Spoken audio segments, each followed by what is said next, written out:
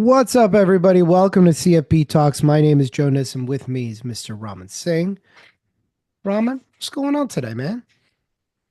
I think this is like the first Saturday that I'm gonna have off, like no work. Yeah, buddy. So there's actually a kite flying thing happening here in our neighborhood, in our community. So I might relive my little childhood and go fly a kite. That is like the best thing I've heard that an adult is gonna do. That is When you amazing. have it, when like right now, although my kid is so small, like 8 weeks old, right? But as he gets older, 2, 3 years old, I feel like I'm gonna have more of a reason to be a child again because I can do like childhood activities with it, basically. I feel like that's probably one of the best things about being a kid is you get to do it all over again, Yeah, 100%. just with money now. Yeah, exactly. Exactly. So I want to talk a little bit about one of my favorite phenomenons of the exam, Mhm. which is ramen. I get it down to two answers and I can never figure out which one is right or wrong. Like I could go either way, Yeah, right? And me and David we used to talk about this. We'd call these the 50-50 balls, 50-50 balls. right? And those were the like in the NBA, 50-50 balls are rebounds, deflections, things that go up in the air. The team that typically wins the game is kind of the theory behind the 50-50 balls. Why do you think this happens? Why do you think that this is so common that people can bring things down to two answers and never really figure out which way is which? Yeah, I mean, I feel like there's a lot of different ways we can dissect this question, but here's my version of it. So the CFP exam, majority of the time, the way when we look at these answer choices, we could easily eliminate the two because they're probably irrelevant to the question, even though they might be the correct answer choices. Hmm. But they're irrelevant to what the question is being asked. Where the remaining two answer choices are so close within each other, and we're confused. But that why behind it, or why we can't get to the answer, the correct answer, could be a number of reasons. So, for example, one could be missing gap, the knowledge gap. If I have a little missing piece of knowledge, then I don't know where to go with it. And it could be literally just the difference, the difference maker could be like one word, Hmm. as we have seen it. Secondarily, it's about did I really read the question properly? Hmm. Right? Because there's something in the question. The CFP board or these exam writers, and Joe, you could vouch for it because you're a test writer as well. Um, the exam writers have given us all the information that we need to solve the question, but Yeah. they're just not going to make it as easy for us to look for that information. They're going to throw in the weeds inside the question, and we have to clear the clutter to get to that. But that's my opinion. Yeah. I'd love to hear your Well, I input on think I think that CFP exam writers are not ignorant to the way that most people study. it. Right? Agree. So for example, if I know that everybody's kind of tying this to this, I'm going to exploit that fact. Like, if you don't know how to do a taxable equivalent yield, I'm going to put the answer that you have memorized as A or B to kind of see, do you really understand the concept or not? Not, and whether if you know how to do the math and figure it out, you're going to figure it out pretty easily. I don't think that the questions are tricky. And I don't even think that they're subjective. I think they're written and they require problem solving and being detail oriented. And if you're doing that, you're going to be able to differentiate. I think there's a second thing going on, which is if you go to an exam provider and they say, every time you see X, you think Y. You see entrepreneur, solo 401k. And then you get a question and it says entrepreneur and solo 401k isn't there. Not the answer choice. You're like, oh my God, that's what I memorized. That's what I know. Mhm. And as an exam writer, when I write for our groups, I exploit that. I know that that's where your head is going immediately, and I know exactly what calculation you're going to go to immediately because, again, a lot of those CFP test writers are involved on the education side. They know how people are getting educated for CFP and every shortcut that you learn.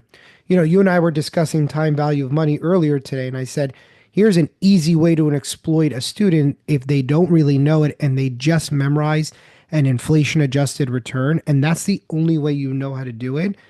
And I said this to you was like, if you've ever watched Breaking Bad, and when Jesse's cooking meth, great thing to bring up for CFP.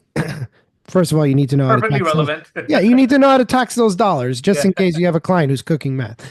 But, when he was alone and he was like, and he goes back over and he's like, I don't know. I don't know the chemistry.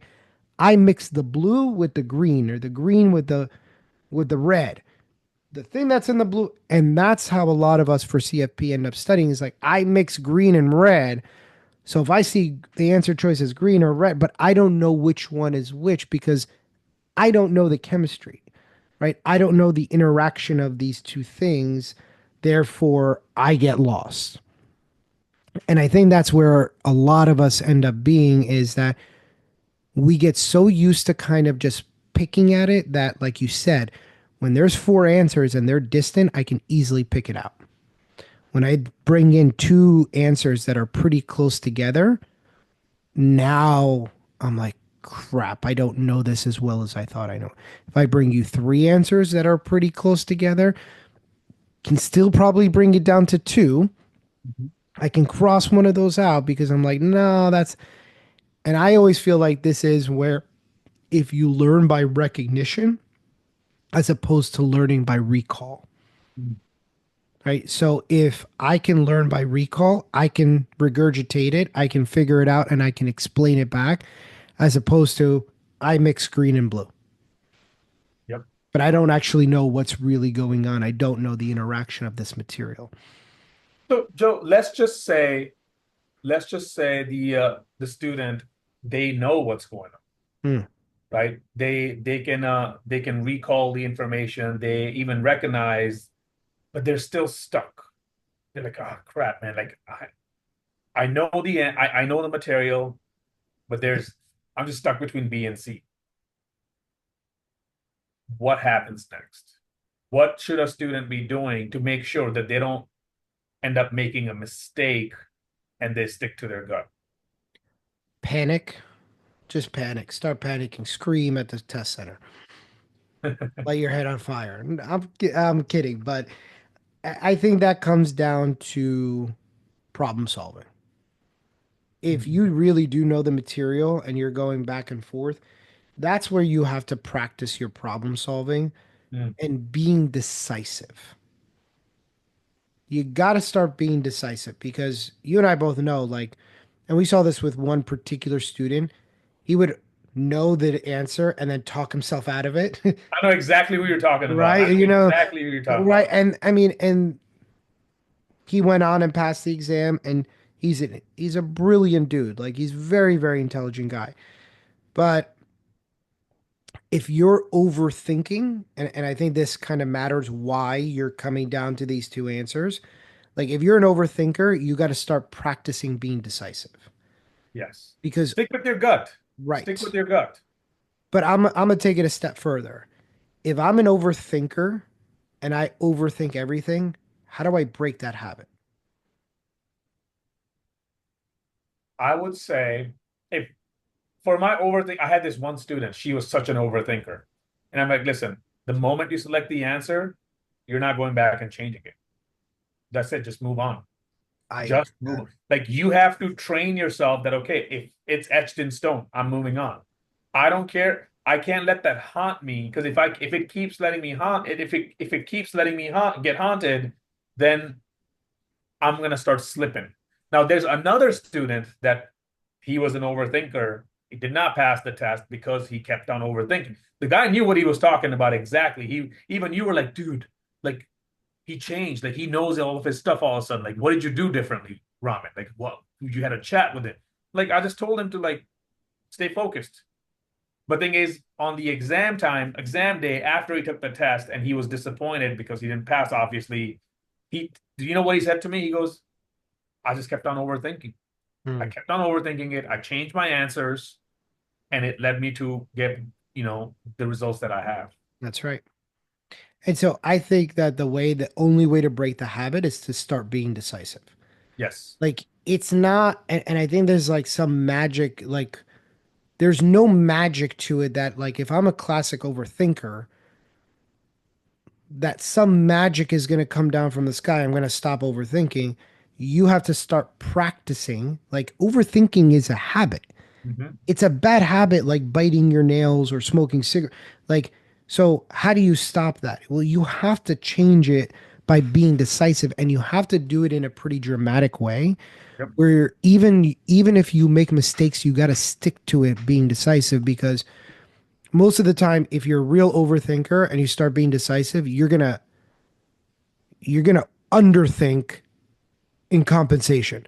And then eventually you'll find the middle ground, which It'll is what balance it we out. want. But you have to practice being decisive. When what I do with students, I say, I give them a time limit, and I'll usually say 30 seconds, pick an answer. And like at 25 seconds, but pick an answer, pick an answer, pick an answer.